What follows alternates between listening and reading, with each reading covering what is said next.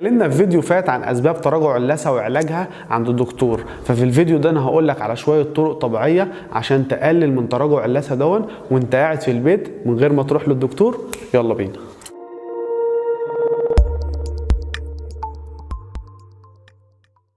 السلام عليكم، معكم دكتور مصطفى هيكل، برحب بكم في فيديو جديد. تراجع اللثه دي من المشاكل الشائعه جدا اللي ناس كتيره قوي بتشتكي منها. مهم جدا قبل ما اقول لك على الطرق الطبيعيه دي انك لازم تكون عارف ان انت لو عندك جير على اسنانك فانت لازم تروح للدكتور عشان يعمل لك تنظيف للجير دون، لانه هو اللي بيبقى مسبب تراجع في اللثه. فانت برضو لو استخدمت الطرق دي وانت عندك جير في الاسنان اللثه مش هترجع تاني. فانت لازم لو عندك جير في الاسنان لازم تروح للدكتور عشان يعمل تنظيف الجير الاول وبعدين تستخدم الطرق دي. فانا بقى دلوقتي هقول لك على شويه طرق طبيعيه تعملها عشان تقلل من تراجع اللثه دون. اول طريقه معانا من طرق تقليل تراجع اللثه هو باستخدام الشاي الاخضر. الشاي الاخضر يعتبر من الاعشاب الطبيعيه جدا اللي بتعزز من صحه الفم واللثه. فبالنسبه للثه الشاي الاخضر مهم جدا، لانك لو شربت كوبايه شاي اخضر كل يوم ده هيقلل من العمق بتاع الجيوب اللثويه دي، لانه بيساعد على ربط الانسجه بتاعه اللثه بالسن مره اخرى، وكمان بيقلل من حدوث نزيف في اللثه. وكمان زي ما معظمنا عارف ان الريحه العطره للشاي الاخضر برضو بيساعد في تقليل رائحه الفم الكريهه.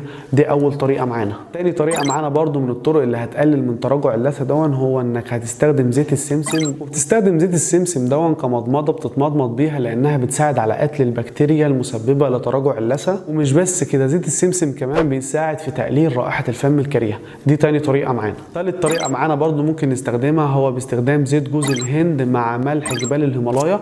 لو انت عملت الخليط دون ده هيساعد في قتل البكتيريا المسببه لتراجع اللثه برضو، فبالتالي ده هيقلل من تراجع اللثه. كل اللي انت هتعمله انك هتجيب معلقه صغيره من الملح دون وتخلطها على ملعقه كبيره من زيت الجوز الهند دون، وبعد كده تخلطهم كويس، وبعد كده تبتدي تفرش بيهم اللثه والاسنان وبتسيبهم لمده دقيقتين، وبعد كده تبتدي تتمضمض بميه عاديه خالص. فالخليط ده بقى عنده خصائص مضاده للالتهاب، فهيقلل من وجود البكتيريا المسببه لتراجع اللثه.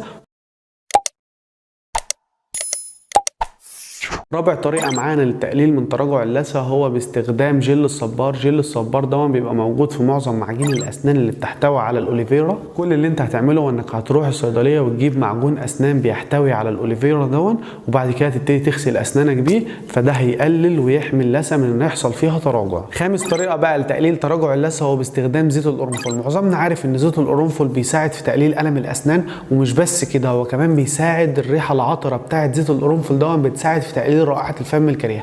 كل اللي انت هتعمله هو انك هتجيب معلقه صغيره من زيت القرنفل دون وتدوبها في كوبايه ميه دافيه وتبتدي تتمضمض بيها. ده هيساعدك في ان انت تقلل تراجع اللثه. سادس طريقه بقى معانا لتقليل تراجع اللثه هو باستخدام الميه الدافيه والملح.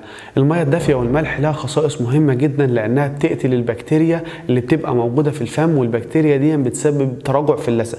كل اللي انت هتعمله هو انك هتجيب معلقه صغيره من الملح دون وتخلطها على كوبايه ميه دافيه وتبتدي تتمضمض بيهم 3 مرات يوميا. ده هيقلل من تراجع اللثه. سابع طريقه بقى، ودي من الطرق الاساسيه جدا اللي هتعملها مع كل الطرق اللي انا قلتها فوق دي، ان انت هتغسل اسنانك بالفرشه والمعجون مرتين يوميا، مره الصبح ومره بالليل، وهتستخدم مضمضه، وكمان هتستخدم خيط اسنان عشان تنظف ما بين الاسنان، لانه لو في اي اكل او في اي بكتيريا محشوره ما بين الاسنان ده هتسبب تراجع في اللثه. كل الطرق اللي انا قلت عليها فوق دي برضو لا تمنع استشاره الطبيب، ولو في اي جير متصلب على الاسنان ولازق قوي ومسبب تراجع في اللثه لازم الجير ده يتنظف عند الدكتور عشان هو اللي بيبقى مسبب تراجع في اللثه، وبعد كده تستخدم الطرق دي. وبكده نكون خلصنا حلقه النهارده. اتمنى يكون الموضوع عجبكم وتستفادوا منه. ما تنسوش بقى لو في اي اسئله تسيبوها لي تحت في الكومنتات هرد عليها. ما تنسوش كمان اللايك والسبسكرايب والشير عشان كل الناس تشوف الفيديو.